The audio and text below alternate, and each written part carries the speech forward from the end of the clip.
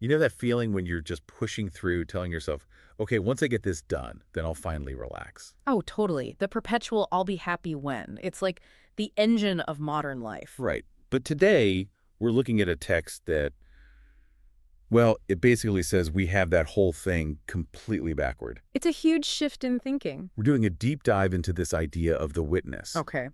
And honestly, the core argument is a bit of a mind bender. It suggests you're not the person who's struggling for freedom. You're the awareness that's just watching the struggle. Exactly. So our mission today is to figure out, is this actually practical?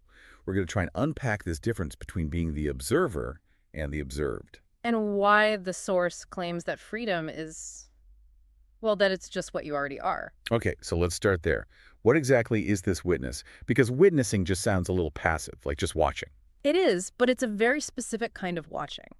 The text defines the witness as the awareness that is prior to everything else. Prior to. Yeah. Think about it. Before you have a thought like, I really need some coffee, there's a sort of silent background that the thought appears in. That background, that presence, that's the witness. Oh, okay. So it's the classic screen and the movie analogy. My thoughts are the movie, but I'm the screen. That's a perfect way to put it. The screen doesn't get burned when there's a fire in the movie. It Yep. just holds the image. It's the only thing that's constant. Exactly. Your moods, your anxieties, your plans, they all come and go. But that awareness is always just there. Okay, I'm with you so far. But if I'm this calm, unmoving screen, then why do I feel so stressed out all the time? Why does everything feel so, heavy? And that right there is where the source introduces what it calls bondage. And it's super simple. What's that? Mistaken identity. Mistaken identity. Right. All suffering, it argues, happens when the subject, forgets what it is and starts identifying as an object. Wait, an object. I'm not a table. No, not a physical object. In this view, a thought is an object. A feeling is an object. Your role as, say, a parent or an employee, that's an object. Because it's something that can be seen. Precisely. You are what sees, not what is seen. And the second you think, I am this anxiety, you've created tension, you've created a problem. That's a huge distinction. It's the difference between saying, I feel anger versus I am angry. Yes. When you say, I am angry, you collapse into the character. You're suddenly trapped in the movie's drama. The source says you feel limited because you're trying to cram infinite awareness into a tiny, finite role. So the million-dollar question, how do we get out of that trap?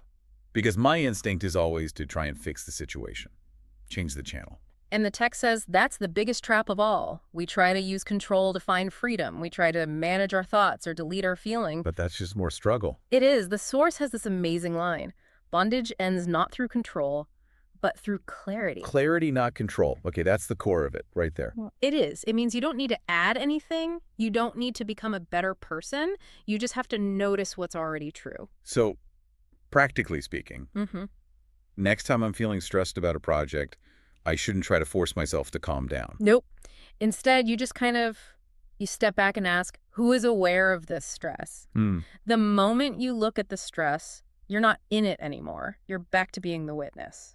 And the text is clear. Nothing can actually bind the witness. It's like realizing you've been wearing really tight shoes, but you're not the shoes. You can just take them off.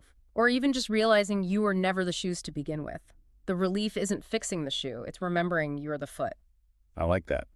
So the big takeaway here is really that freedom isn't a future destination. Not at all. The source is so adamant about this. Freedom is the nature of your experience right now. It's about shifting your loyalty from the story of your life To the awareness of it. Wow. It changes everything on the inside without touching anything on the outside. So here's something to try, a little experiment for you listening. Next time you feel that tightness today, that I'm so busy or I'm so tired, just for a second, don't try to fix it. Just stop and ask yourself, if I simply witness this feeling, does the problem really exist? Or was it just a case of mistaken identity? Thanks for diving in with us.